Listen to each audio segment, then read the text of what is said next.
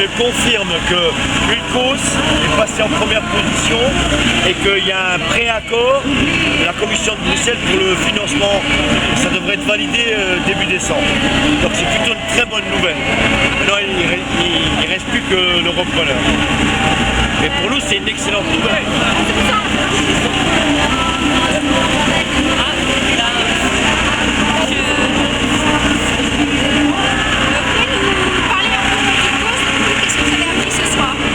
On vient d'apprendre de sources sûres, notamment de la ministre de l'Environnement, Delphine Batho, que le projet Ulcos est passé numéro 1 sur la liste des projets finançables par la Commission européenne et qu'il y aurait un préaccord pour le financement dans l'Est de la France, donc à Florange.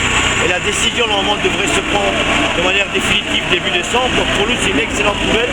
Il n'y a plus qu'à trouver un repreneur qui vienne signer définitivement le rachat des hauts-fourneaux. Ça sera la cerise sur le gâteau.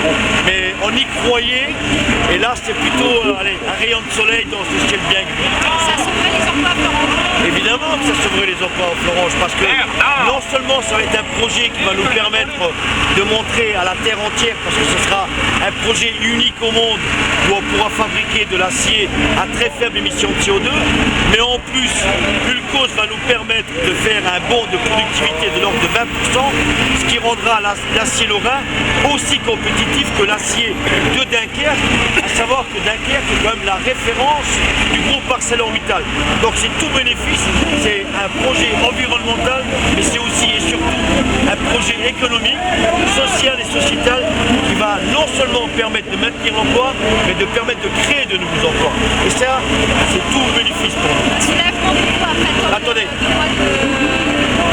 Là, on a la validation de Bruxelles, c'est une excellente nouvelle, on l'attendait depuis maintenant 15 mois. Bruxelles s'est enfin décidée, on espère qu'elle va confirmer cette décision au début décembre. Maintenant, il faut valider par le repreneur. Ils sont à 3 sur les rangs et on espère justement, c'était le sens de la démarche de la CFDT, c'est d'avoir une position favorable de Bruxelles sur Ulcos, ce qui serait un argument supplémentaire pour inciter le repreneur à racheter le hauts-fourneaux. Voilà, on a la décision. Et on espère que maintenant, les 3 repreneurs qui sont sur les rangs vont enfin signer l'accord pour racheter le hauts-fourneaux. Et je dirais même mieux, si jamais on a le repreneur, si on a une cause, je pense qu'il y en a un qui va faire la gueule, il s'appelle Mittal. Merci beaucoup.